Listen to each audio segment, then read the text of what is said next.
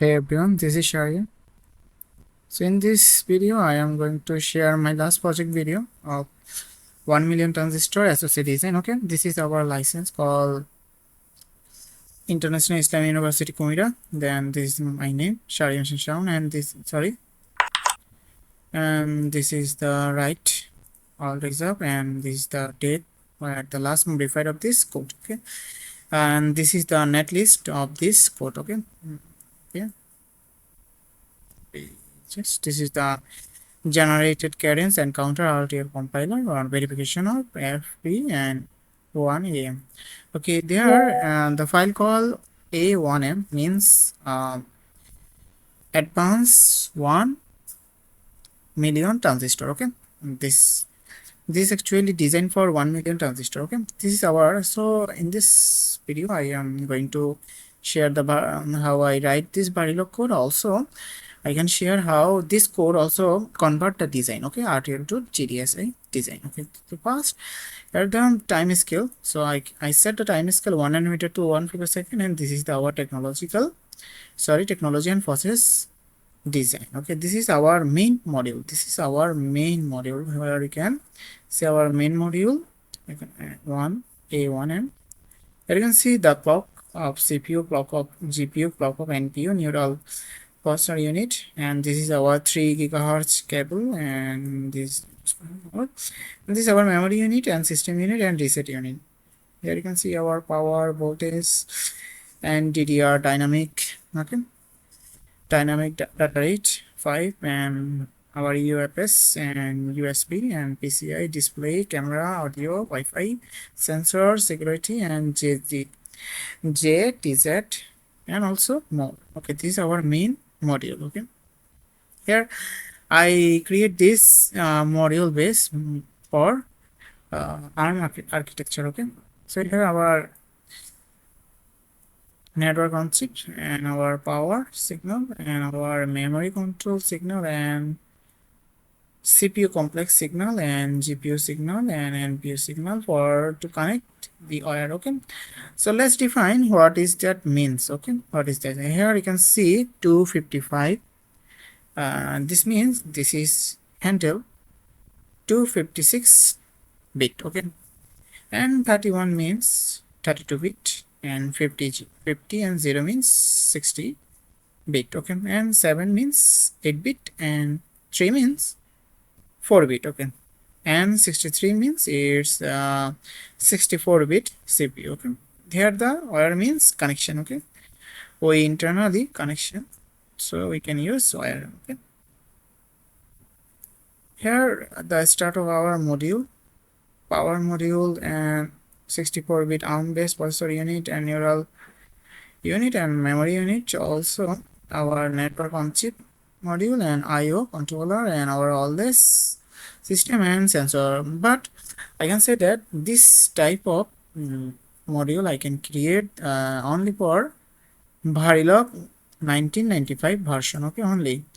But other version, rather the update version is not supported for Encounter 2011, so I can write this or that support in 1995 Verilog code. Okay, here our main modular module will start here, our module 1 and module 2 and module 3, etc. Okay, this is our 64-bit ARM-based processor core.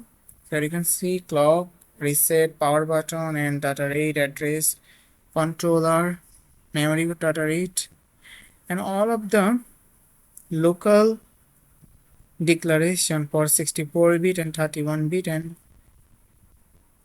3-bit here, and our parameter. Okay, our parameter and CPU state, idle, phase, decode, execute, and writeback.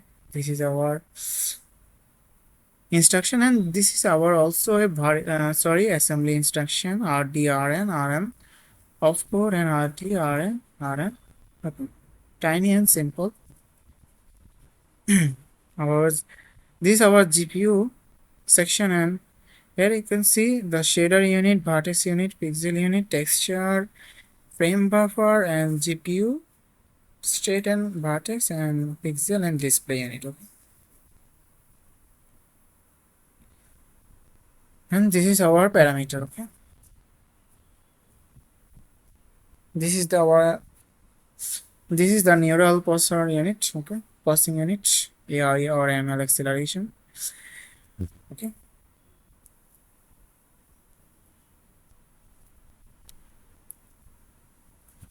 so this is around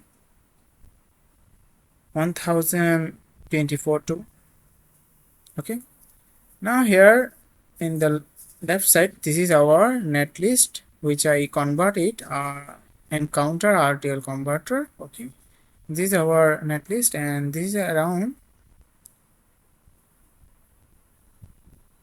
is around 5 lakh or 1.5 million line. Okay, this is our full converted netlist line.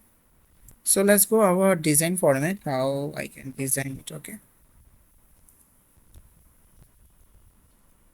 so first go to encounter,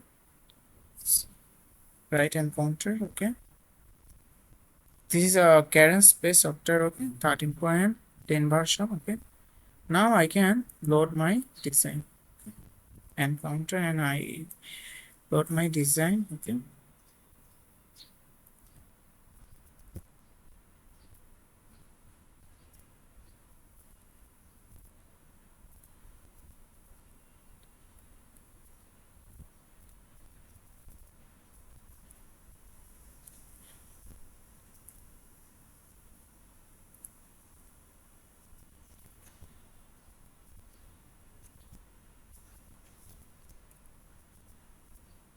okay, this is the full design, and here you can see, if we zoom out, here you can see 70% of is coverage, 70% is covered GPU core, and our memory unit has 70%, and this is our NOC, and this is our NPU core, and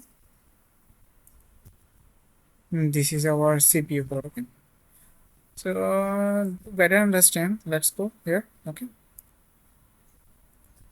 so this is our CPU core and memory unit NOC, and this is our NPU core. Okay, and this is all around the GPU core, and here you can see lots of connection are not interconnected. There means these wire are not connecting. This is our bug, because this, if this is connected, that it cannot show us. So here you can see our that this has not connected. Okay,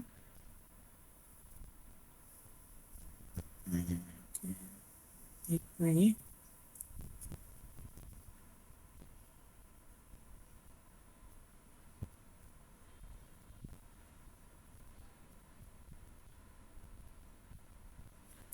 if we see that why they are not connected, if we just go, and you can see, if we just below,